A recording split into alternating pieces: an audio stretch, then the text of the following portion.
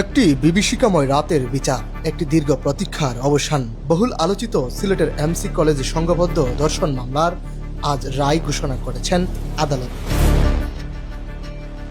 রায়ে প্রধান আসামি সাইফুর রহমানকে মৃত্যুদণ্ড, 3 আসামিকে যাবজ্জীবন কারাদণ্ড এবং 4 আসামিকে খালাস দেওয়া হয়েছে। আমার ভাই নির্দোষ, যে সত্যি প্রমাণ হয় আমার ভাই নির্দোষ, তো আমার ভাই বেকলস খালাস দেওয়া হইতো।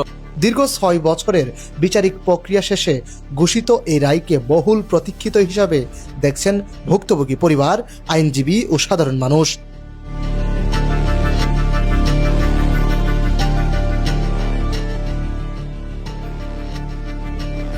চারজনকে সাজা দিয়েছেন আর 4 জনকে খালাস দিয়েছেন। 4 জনের মধ্যে সাইফুল ইসলামকে মৃত্যুদণ্ড দেওয়া হয়েছে, আর আরেকটা যারা ছিল 7 অপহরণের মামলা, সেটা তাকে আর সাজা দেওয়া হয় নাই।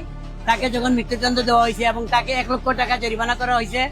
এরপরে মনে করেন আরো 3 জনকে, রাজন, অর্জুন আর একজন ওই কি নাম, এই 3 জনকে যাবজ্জীবন কারাদণ্ড দেওয়া হয়েছে এবং 7 ধারা দিয়ে ফিরে যেতে হয় 2020 সালের 25 সেপ্টেম্বরের সেই বিভীষিকাময় রাতে।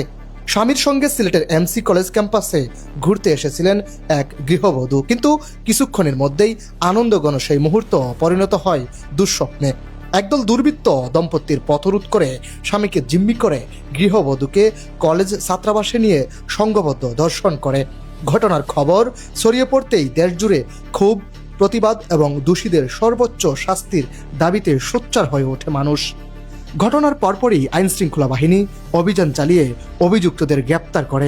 তদন্তে ডিএনএ পরীক্ষার ফল এবং বিভিন্ন আলামত, কয়েকজন আসামির 164 ধারায় দেওয়া জবানবন্দি সহ গুরুত্বপূর্ণ প্রমাণ আদালতে উপস্থাপন করা হয়। মামলায় 52 জনকে সাক্ষী করা হলেও আদালতে সাক্ষ্য দেন 24 জন।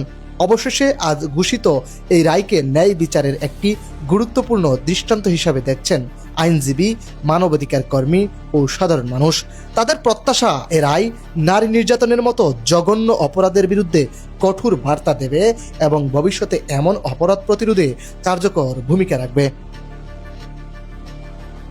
মাহবুব আল মারুফ, এবিসি টেলিভিশন, সিলেট।